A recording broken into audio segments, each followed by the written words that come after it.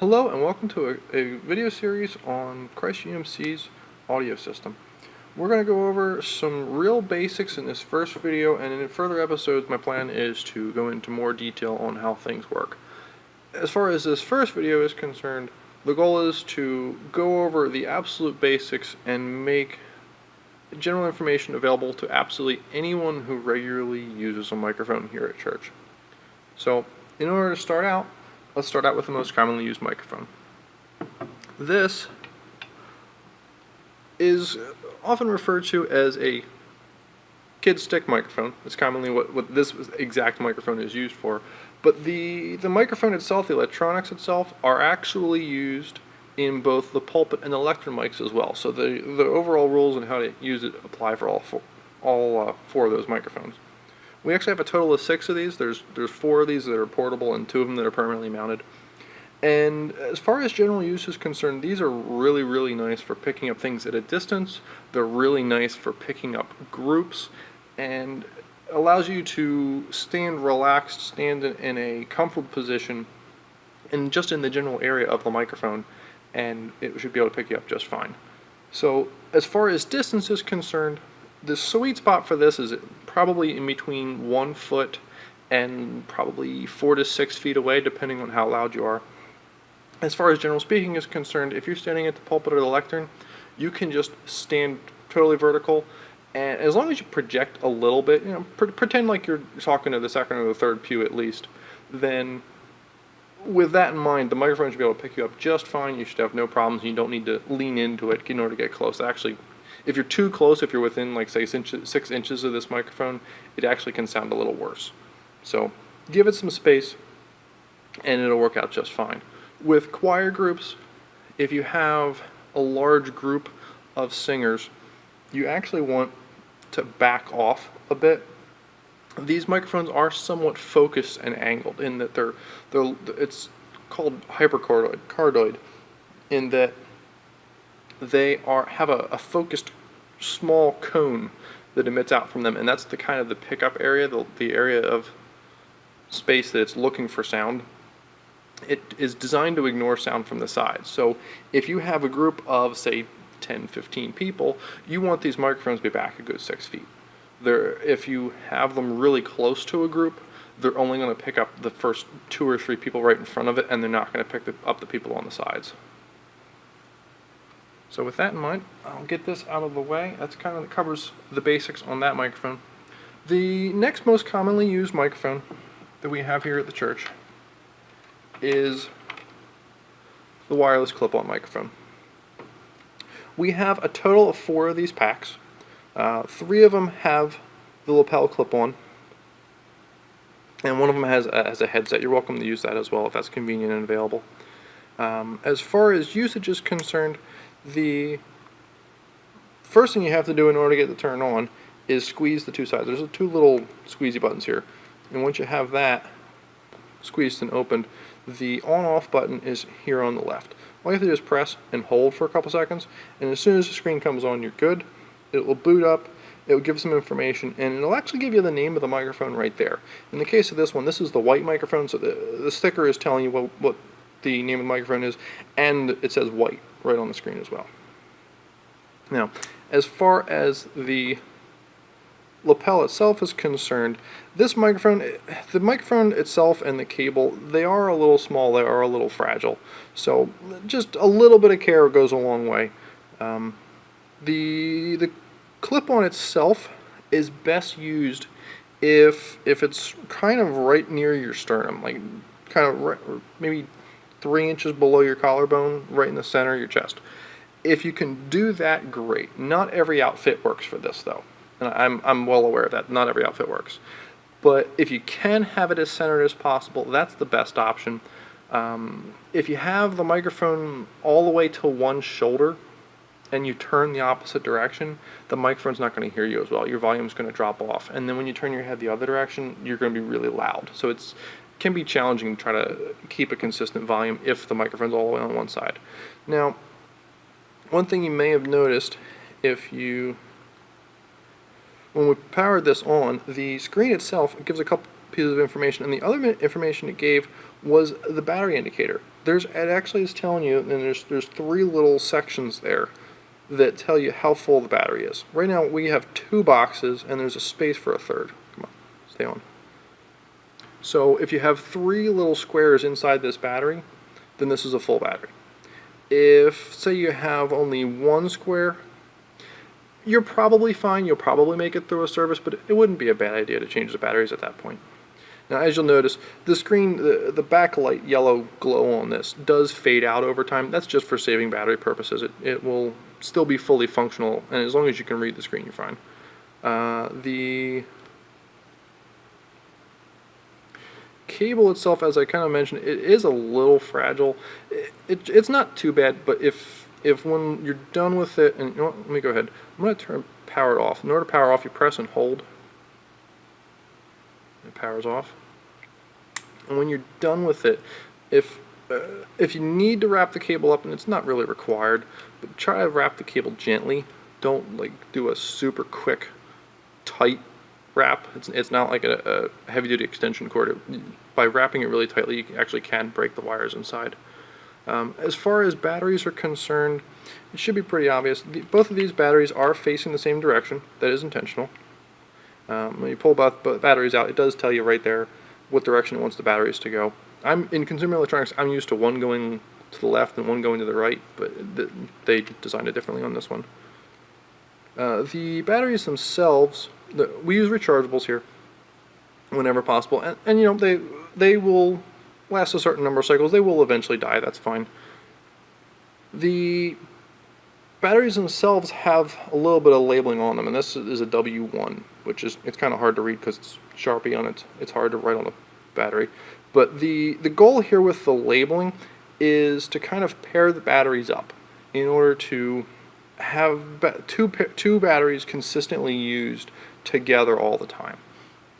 If they are consistently used all the time, that means they age at the same time, they die at the same time, they become no longer useful at the same time, and we're not throwing away one good battery and or recycling one good battery and one really dead battery.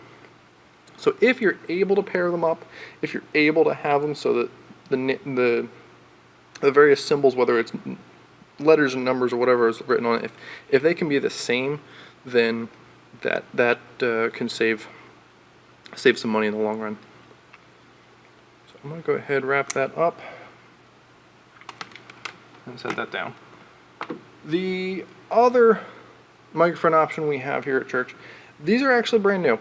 As of September 2014, we have 2 wireless handheld microphones. We've always had 2 handheld wireless microphones for at least for the last 15-20 years. These are new ones. They are, as far as electronics concerned, the same design as the packs. So if you're familiar with the belt packs, these will be pretty simple. In order to turn on, there's a little red button down here on the bottom. So I'm going to press this button, and you can actually watch the screen. It'll light up and it'll do the exact same thing that wireless pack did. It's giving us a battery indicator here on the right. It's given us the name of the microphone itself, and again, this should be pretty straightforward. This is a red handheld, and it has a red ring on it. So that should be pretty easy to figure out. The second microphone, as before, is a yellow handheld microphone, and these 2 should be really easy to tell apart even from a distance.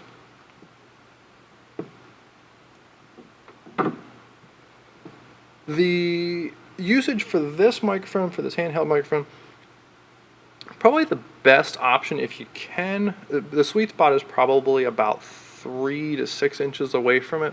It is designed to pick up from a distance. It can do a lot of various ranges. You can be right on top of it, but if you can do 3 to 6 inches away, that's probably the best sweet spot. As far as turning it off is concerned, before we go that, let me say real briefly, there is a little red light there on the bottom itself. This light will always be on if the microphone is on. Now again, what I was trying to say is power button, press, hold, it'll say off, and then the screen will shut off, and then you know it's off. If you need to change the battery on this, and again, same as the belt pack, if you've got 1 bar, you probably want to change it. It might be able to make it through 1 service, but I don't know if I can probably promise. What you want to do in order to change the battery is grip this in the middle. Take the middle third, because the rightmost third is one portion of the body, and then the leftmost third is a different portion of the body. All three of these twist apart. But if you take the middle and you take the end and you twist, now this comes open and there's your batteries. And again, as before, both of these batteries are facing the same direction. This should be really obvious if you look at the indicators here, that we have positive up here on the right side.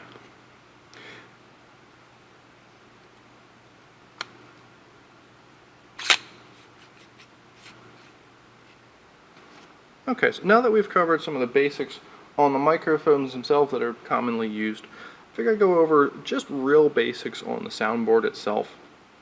Now, if you look at the soundboard and you're kind of watching, there might be some things moving, especially volume indicators up top right here. That is actually because I'm using the board for this recording. So as I'm talking, you're actually seeing my volume bouncing around a little bit. That's fine. The board itself looks complicated, but if you know which areas to pay attention to, it's actually very, very simple. If, for example, you wanted to unmute the red handheld I just showed you, you find the wireless red, and the mute button is this red, is the red light itself. And it says the word mute right on it. It's kind of hard to see in the recording, I'm sure. But once you press the mute and the light is off, then the red means stop. The red means no audio is allowed to pass by here. So if the light is off, then the microphone is live, it's able to speak through the system. And then the slider here is volume. Now, take that concept of the mute button and the slider and just duplicate it 32 times. And that is pretty much all you need to know in order to get the absolute basics of sound working. Over here on the right side of the mixer desk is the main power and the main amplifiers for the whole system. The master control for turning the entire system on and off is up here at the top right. There's one big black rocker switch. It's easier to feel than it is to see. But if you flip that on and off, that will toggle the entire system. That is totally fine to do when you're ready to start it up. Go ahead and just flip that switch. Everything should turn on. The mixer does take a minute to start up. When you are done and you have everything cleaned up and papers out of the way, all is taken care of, go ahead, just flip the switch off. There's really no systems that need to be warmed or powered off individually. So once you have it on, it should be really obvious that things are working for you, at least as far as this rack is concerned. You should always have one little green light here right next to the switch. That's telling you that the main power unit is powered up. And then the two main power amplifiers that take care of the speakers, each one of these should have a green light here. So if you're not seeing those green lights, you may have had a child that was helping you play around with some switches. So just the main toggle switch for this, you should not need to deal with, but if your green light's not on, go ahead and flip this switch, see if you can get the green light to come on. Again, when you're done, assuming you have everything cleaned up, just go ahead and flip the main switch and close the door, and you're done. The channels themselves, we'll go briefly over kind of what each channel is and what it's doing. The first two channels over here on the left are the pulpit and lectern. So they're the hardwired microphones up at the two prominent speaking areas. Those can be right around the middle, that should be fine. The next two, we'll see how long, whether we need to keep these around or not, but they're the older wireless microphones we don't use very heavily. They're the yellow dot and the red dot. If they need to be used, fine, but they're generally secondary options. Beyond that, we have blue dot and green dot. These are used pretty heavily, at this point, pretty much every week. There's two channels here labeled Choir 1 and Choir 2. These are the main hanging choir microphones that are actually above the chancel floor. They're good for kind of getting ambient noise a little bit in terms of trying to pick up the choir singing, etc. We have been using them for picking up the congregation singing. It's not ideal, but it does work. As I was mentioning before, the next two channels after that are the two handhelds, the two wireless handhelds. From there on, most of the other channels here from 11 and on are going to be wired microphones, and sometimes transient in some way, shape, or form. So a lot of these are used by fish food. There is the kids choir left and right, so they're in the middle of this, but the other ones here are currently labeled keyboard, guitars, etc. So unless you're doing a band mix, you're probably not going to be dealing with too many of those. Some of these channels in particular, like 17, 18, 19, 20, they don't have labels because they're not heavily used. There are mic jacks in the back of the chancel area that you could plug a microphone into. 21 is labeled video. Video is simply a special extension cord with what's called a direct box and then a little headphone jack.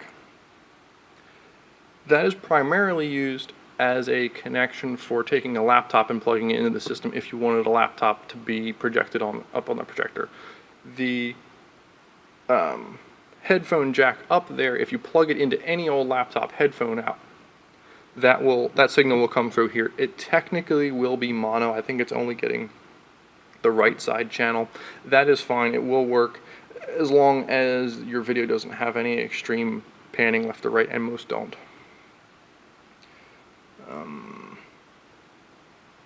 When you get up to channels 23 and 24, these are additional wireless clip-on microphones. There's various different options for laying out the channels, and admittedly this was kind of a let's see where it fits, but I feel it is kind of handy to have some channels on the right because you want to be able to use both hands when you're mixing, so it's nice to have some variety and have some things over on the right side. The purple wireless is here on 23, and the white wireless is here on 24. These are fairly commonly used, but not every day. From here on, a couple more wired channels for 25 and 26, occasionally used for fish food, but not every day. And then the last six up here, 27 through 32, these are for the most part local audio sources, like for example a laptop. I have the two laptop channels up right now. If you wanted to play music off of the laptop, you wanted to play something else off the laptop, that would be fine. That would be controlled by these two. There is an additional cable that's floating around that is labeled MP3 that is controlled by these two, and then if you use the CD player, which is just barely up, visible top right here on your screen, that is the last two sliders.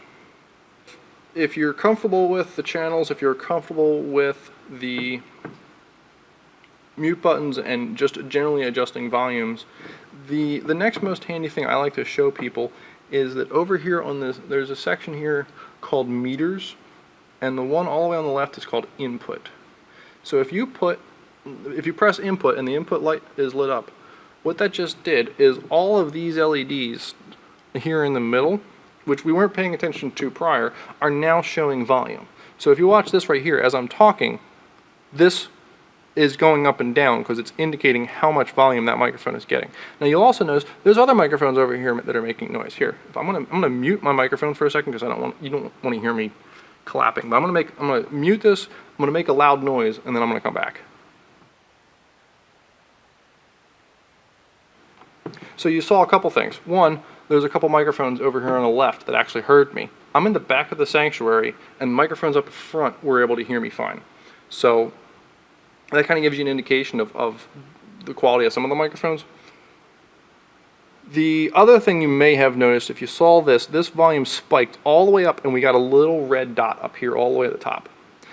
If you get a red dot up top, that means too much. So I clapped loudly, and the microphone I'm using was like right off the side of the camera here, so it heard me very well.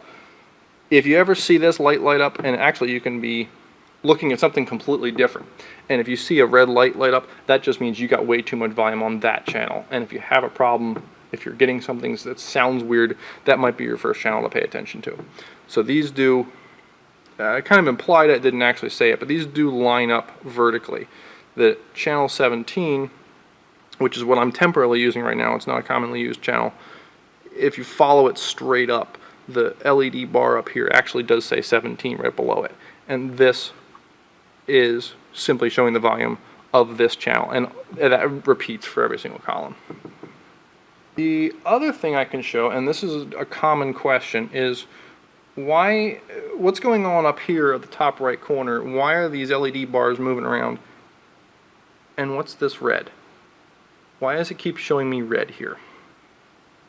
Well, the red up here is labeled GR, and the left bar here, the green one that's bouncing up and down as I'm talking, is called level. What this is doing is, in this case here, I have the select button pressed on channel 17. You can press a select button on any channel at all, and it'll bring up more information on that channel. We'll get into that in an advanced video. But what it's telling you is, if I press on the microphone I'm talking to, and I'm press on the select button here, this is now for the selected channel giving me information about what's going on. So it's giving me a volume indicator, which is pretty much the same as this volume indicator here.